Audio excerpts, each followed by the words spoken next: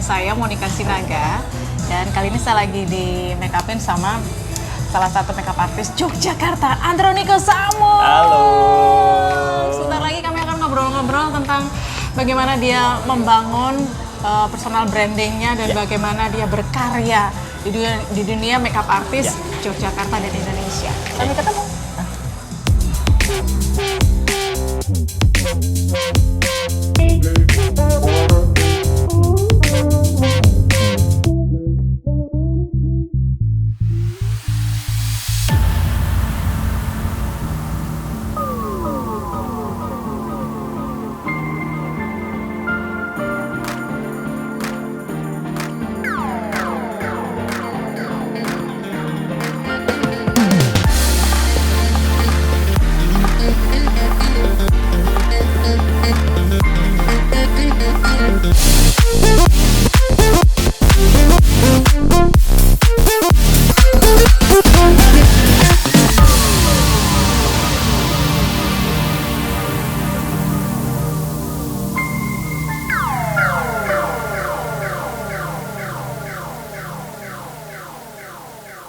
Dro, apa kabar?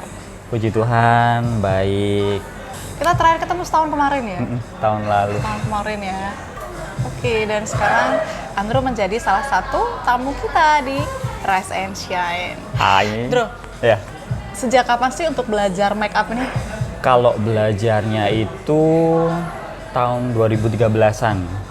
Saya belajar jadi make upin orang kayak gitu tahun 2013. Tapi benar-benar jadi profesional makeup artist awal tahun 2015.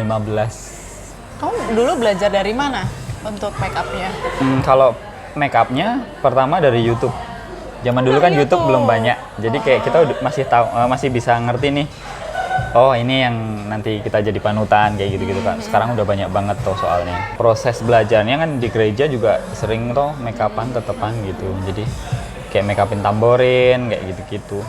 Terus ceritain dong, sebelum sebagai make up artist, kamu sempat kerja di mana waktu itu? Jadi ini kan kita udah angkatannya tua ya. Tahun 2001 sampai 2009 itu saya bekerja di tekstil. Kerjanya di admin. Awalnya office boy. Jadi awalnya memang office boy. Baru di tahun 2011 itu kerjanya udah yang senang ketemu orang-orang I.O. kayak gitu-gitu. Jadi terus senang lihat make up. Tapi dari kecil sebenarnya suka ngepang rambut. Kamu ada di posisi salah satu makeup artist Jogja ini, prestasi apa aja yang udah kamu dapetin, Bro?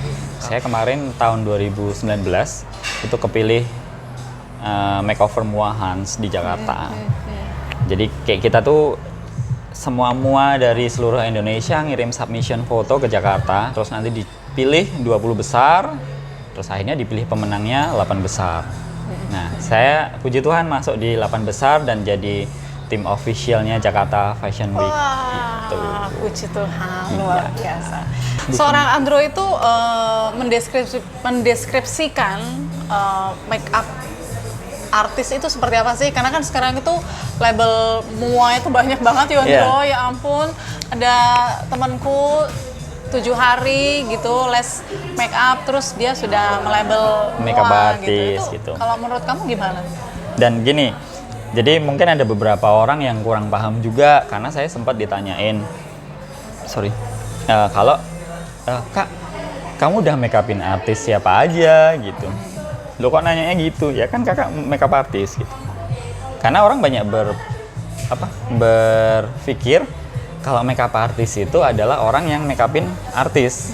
Padahal make up artis itu kan spelling English ya. Jadi artinya adalah artis, seniman yang pekerjaannya yang berkecimpung di bidang make up. Jadi ya saya ini artisnya gitu loh. Saya ini senimannya gitu. Jadi ya itu tadi, saat kamu memakai label makeup artist ya kamu adalah seniman, orang yang tidak hanya mencari uang tapi memang itu udah jadi hobi, udah jadi kesenanganmu di bidang make up. Terus ya kayak apa sih, kayak hobi yang dibayar, lebih ke kayak gitu sih gitu. Nah, tapi kalau bicara mengenai taste-nya seorang Andrew itu kalau dijelaskan berarti kayak apa ya, Bro? Untuk tes makeup Heeh. lebih ke flawless dalam arti yang sebenarnya. Karena kadang beberapa flawless tuh kan pengertiannya beda-beda. Jadi saya lebih ke walaupun makeupnya mau tebel, mau tipis, tapi sesuai dengan warna kulit. Gitu. Jadi cuman kalau saya sih memang kalau makeup cuman di bagian wajahnya aja. Jadi kayak kompleksnya itu cuma di wajah. Jadi untuk leher dan lain-lainnya itu cuman ya beda gitu, bukan terus langsung dikompleksin sampai tebel kayak gitu. Jadi memang ciri khas saya gitu. Orang yang mau putih ya jadi putih, orangnya gelap jadi gelap. Jadi gitu. natural apa adanya ya, Andro Natural ya. apa adanya. Mungkin kalau riasan mata bisa by request. Jadi maunya kayak gimana gitu. Tapi kalau complexion saya udah harga mati, udah idealismenya di situ. Terus, tapi pernah nggak sih kamu ketemu dengan klien gitu yang apalagi Indonesia kan bangga dengan putih, Mas, aku putih, pokoknya putih Bu, gawe wajah aku seputih apa gitu. Nah, terus kalau mungkin kalau sekarang ini kan udah ada Instagram ya. Jadi kayak klien tuh sudah bisa memilih dulu dari Instagram baru ngontak ke muanya kan. Tapi yang bikin gelinya itu bukan ke klien sebenarnya, karena klien memang sudah tahu Andronikus Amung ya makeupnya kayak apa, tapi tetangganya biasanya. Jadi kayak tetangganya suka bilang nggak ke pengantinnya, lo kok masih hitam? Gitu. Ya gimana, orangnya hitam ya kan. Tapi saya gini. Kok ramanglingi? Iya. Kalau omongan orang sih saya lebih, karena saya kan mengerjakan untuk klien. Jadi sejauh kliennya oke-oke aja, oke gitu loh. Orang mau ngomong gimana ke dia, kalau dianya nyaman ya sudah. Karena prioritas saya ke klien bukan ke tetangga. Iya betul. Tapi kalau di dunia makeup artist ada semacam perang harga gitu nggak sih kayak yang terjadi di bisnis online gitu? Ada. Iya. Kamu ngalamin juga nggak nih hari-hari ini? Ngalamin, sebenarnya nggak cuma hari-hari ini aja, tapi memang ngalamin karena gini, sekarang makeup artist tuh kayak pekerjaan yang menjanjikan gitu nggak sih? Banyak orang yang jadi makeup artist di Instagram tuh banyak banget mereka-mereka yang jadi makeup artist. Tiba-tiba dari kerja apa, terus labelnya di Instagram makeup artist kayak gitu. Nah, jadi ada beberapa mua yang memang mereka itu bekerja sebagai makeup artist atau memiliki kesenangan saja sebagai makeup artist. Nah, biasanya mereka yang kayak gitu tuh suka nggak ngelihat harga, jadi suka yaudah murah aja nggak apa-apa, yang penting bisa make upin. Sebenarnya itu kan nggak boleh ya. Malah karuan kalau mereka memang nggak jualan dulu gitu untuk ajang belajarnya mereka gitu. Tapi kamu secara personal keganggu nggak sih dengan keberadaan yang artinya yang penting aku payu, upload apa-apa gitu? Kalau untuk persaingan harga keganggunya enggak, cuman memang banyak orang yang kurang paham yang namanya etika untuk berjualan. Ini kan istilahnya jualan ya, kayak gitu aja sih. Kalau keganggu enggak, puji Tuhan saya ada pasar sendiri, sudah ada pasar sendiri. Udah punya personal branding sendiri, jadi ya lancar-lancar aja. Luar biasa. Amin. Lancar-lancar saya. Tidak peduli ya dengan tetangga, Iya. apalagi dengan perang harga. Wow, Iya, luar biasa banget. Dro, kamu pernah nggak sih selama pengalaman kamu make upin orang gitu, ada satu kisah sing nggak bisa mbok lupakan gitu, cerita yang konyol atau geli atau apapun gitu? Ada. Saya itu kan orang yang tidak hobi nonton TV. Oke. Jadi saya beberapa kali make upin selebritis atau penyanyi, tapi saya nggak pernah tahu dia siapa. Taunya setelah mereka tampil di TV. Seperti itu. Jadi, Tapi itu parah banget nggak sih untuk seorang makeup artist, Bro? parah sih. Teman-teman di sekitar bilang parah, tapi ya udah gimana. Saya nggak pernah nonton TV soalnya, jadi saya lebih ke Sebutkan movie. dong, mention 1-2 artis yang waktu itu kamu make upin terus tiba-tiba loh gitu. Nggak apa-apa nih. Nggak apa-apa dong. Maaf ya Kak. Siapa anaknya Reza Artamevia? Oh, oke, Alia. Alia itu, maaf ya Kak. Saya jadi tahu kok setelahnya. Artisnya kali kurang belum terkenal banget berarti. Terus ada beberapa sih yang saya nggak namanya, jadi oh ini kayak pernah lihat di TV kayak gitu, cuman nggak tahu gitu. Karena waktu itu kan memang kondisinya kita di backstage, jadi memang harus make up, terus mereka running kayak gitu, jadi agak susah untuk mengabadikan lewat foto karena memang kita harus prepare kan kalau foto-foto gitu. Kalau buat kamu lebih enak make upin pejabat, artis atau orang biasa sih, Kak? Orang yang menikah sih. Orang menikah? Iya. Jadi mereka mau menjemput kebaikan gitu nggak sih? Jadi kayak mempreparekan untuk hari yang bahagia gitu. Jadi ikut senang aja gitu. Walaupun tidak menutup kemungkinan semua kayak ya itu kayak saya bilang kalau sekarang udah ada Instagram nih. Jadi mereka-mereka yang ngubungin saya entah pejabat, artis, mereka udah tahu saya gitu loh. Jadi tetap tidak ada kendala. Kalau zaman dulu kan mungkin gambling toh. Jadi banyak yang rewel kayak Kak, aku nggak mau ini ya, nggak mau ini karena mereka belum pernah lihat di Instagram. Zaman dulu kan belum sehit sekarang ya Instagram gitu. Jadi jujur saya lebih seneng kayak kebantu gitu loh adanya Instagram tuh kayak membantu untuk kita berjualan gitu. Jadi kamu manfaatkan banget ya? Iya. Sosial media, digital marketing. Gitu. Dan karena saya jualannya di Instagram ya jangan heran kalau Instagramnya tuh selalu terlihat laris ya kan? Ya karena orang jualan di situ ya nggak sih? Iklannya di situ ya. Di Instagram tuh kamu banyak banget loh posting wajah-wajah unik-unikmu. Iya, itu karena kemarin pandemik, kadang-kadang memang belum bisa kemana-mana sih. Dua bulan awal itu kan memang sama sekali nggak ada job, sama sekali nggak bisa kemana-mana. Jadi saya self make up, bikin buah, bikin. Tapi berasa nggak sih bahwa kamu justru lebih produktif gitu untuk berkarya, nyoba apa, nyoba itu? Produktif, iya, menghasilkan. Menghasilkan nanti dulu. Iya, benar. Kalau produktif, iya produktif banget. Sangat-sangat produktif. Iya kan? Full gitu gambar saya semua gitu. Sampai ada yang nanya, Kak udah nggak make upin orang po gitu. Aku lebih suka make upin penyanyi sih, Mbak Krisdayanti.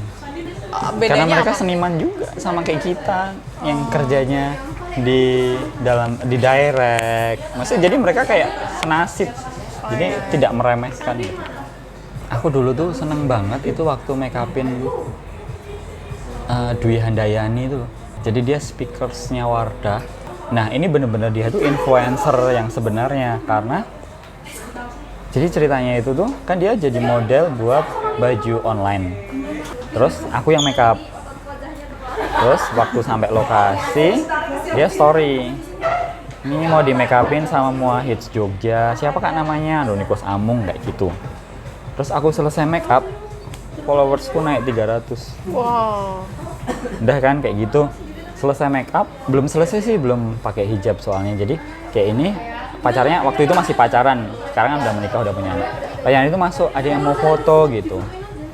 Mau satu-satu apa ramean gitu. Loh, berapa banyak sih gitu. Terus waktu kita nengok ke bawah, banyak banget orang nungguin. Berawal dari story-nya dia, oh Mbak Anda di sini nih, pada ke situ semua. Dan waktu itu tuh, itu tahun 2016-an sih malahan. Terus dari situ aku banyak dapat klien nih, nggak cuma nge-follow tok. Jadi saya itu selalu menanyakan dapat rekomendasi dari siapa. Karena nggak enak kalau nanti saya make up terus tiba-tiba dia di make upin mua lain terus saya merasa oh dia ngerebut klienku nih. Padahal awalnya memang dari dia dulu, dia nggak bisa dikenalin ke saya gitu. Jadi saya selalu menanyakan gitu. Jadi dapat rekomendasi dari siapakah? Oh dari Kak Uwi gitu.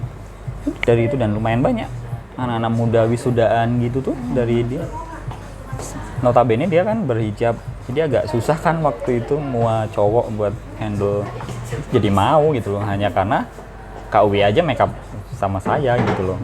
Nah sekarang kayak gini, kayak contoh aja yang kita nih Cece itu, Cece Arifan followersnya masih berapa? Selebgram Jogja centang biru terverifikasi. Nah, jadi gini, dia tuh kan followersnya dikit nih. Tapi dia membawa klien yang lumayan daripada mereka yang kayak followersnya banyak tapi nggak ada perubahan apapun gitu loh. Kayak tak make upin, tapi bukan karena itu ya, maksudnya kan aku menilai dari seperti itu. Jadi aku make upin siapa, nggak ada ngaruh apa-apanya gitu loh. Padahal dia udah 200k kayak gitu-gitu. Sedangkan siapa? Arifan ini kan 36,9 apa 39,6 gitu. Tapi orang banyak yang nanyain kayak gitu loh. Maksudnya feedbacknya tuh ada gitu. Menurut apa sih tantangan terberat dalam profesi sebagai seorang makeup artist itu? Kalau waktu itu memang make upin ibu-ibu, ya kan? Terus make upin anak kecil. Nah, cuman sama-sama rumitnya. Bedanya kalau anak kecil kan agak susah di direct. Kalau ibu-ibu bukan susah, cuman memang sudah nggak bisa di direct. gitu.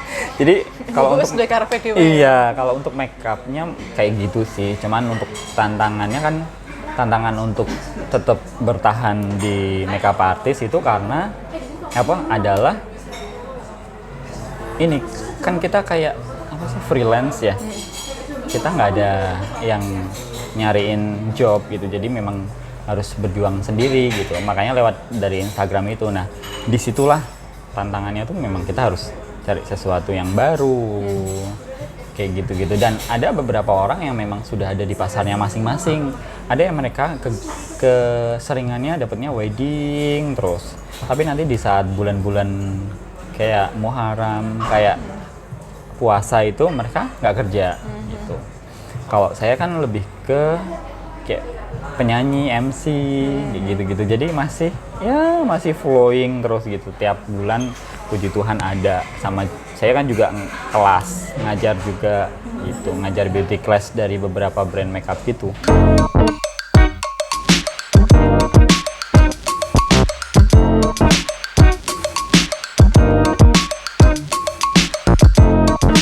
Andro, kalau misalkan kamu boleh mengulang waktu dalam kehidupan kamu pengen jadi siapa sih, Andro? Pengen jadi penyanyi.